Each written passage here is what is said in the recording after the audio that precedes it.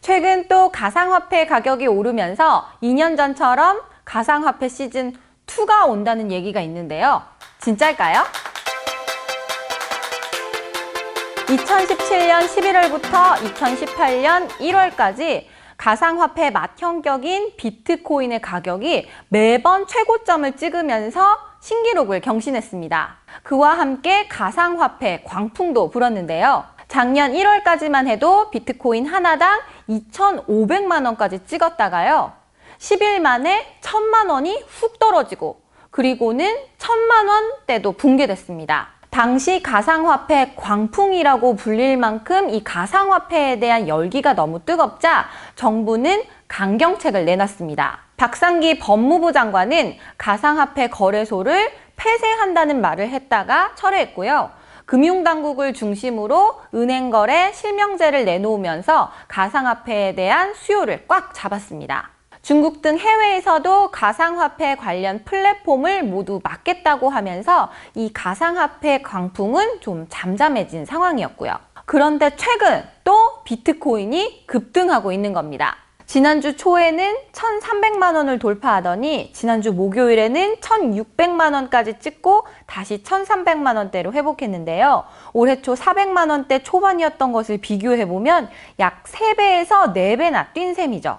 그렇다면 왜 가상화폐 가격이 올랐나? 그 배경을 살펴보면 이 페이스북이 기폭제 역할을 했다고 볼 수 있습니다. 이 페이스북이 리브라라는 가상화폐를 발행하겠다고 공식 발표한 건데요.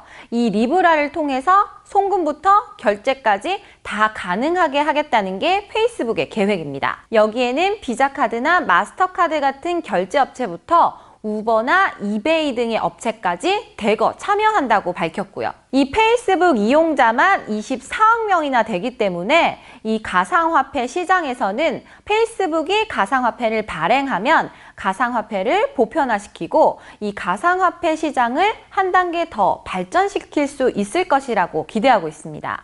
그런데 페이스북의 리브라 때문에 비트코인으로 대표되는 이 가상화폐 가격이 계속해서 더 오를지는 좀 더 지켜봐야 한다는 게 전문가들의 의견입니다. 이 인과관계를 좀 더 따져봐야 한다는 거죠. 이 페이스북의 리브라는 스테이블 코인입니다. 이 스테이블 코인이라는 게 말 그대로 안정적인 가상화폐라는 건데요.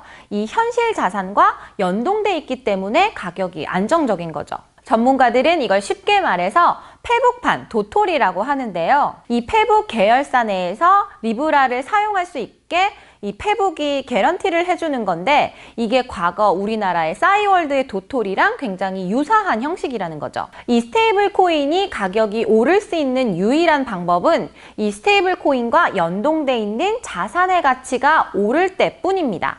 비트코인으로 대표되는 이 가상화폐의 가격 상승과는 좀 다른 구조인 거죠.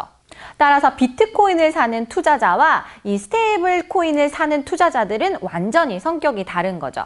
이 리브라를 사는 사람들의 특징과 비트코인이나 이더리움을 사는 사람들의 특징은 완전히 다를 거라는 거예요.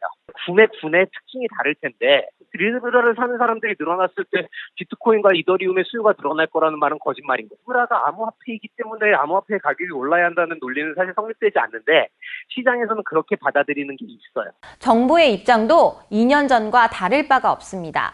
여전히 제도권 밖의 화폐라고 보고 있고요. 이 가상화폐 거래소의 법적 지위도 여전히 인터넷 쇼핑몰과 다를 바가 없죠. 누구나 문을 열고 닫을 수 있기 때문에 보안이나 보상의 문제도 여전하고요. 그래도 가상화폐의 가치를 보고 투자하려는 분들은 투자는 본인 책임이라는 걸 꼭 상기해야겠고요. 아직까지도 이 국내 가상화폐 거래소의 규제와 투자자 보호는 이뤄지지 않다는 점도 꼭 기억하시길 바라겠습니다.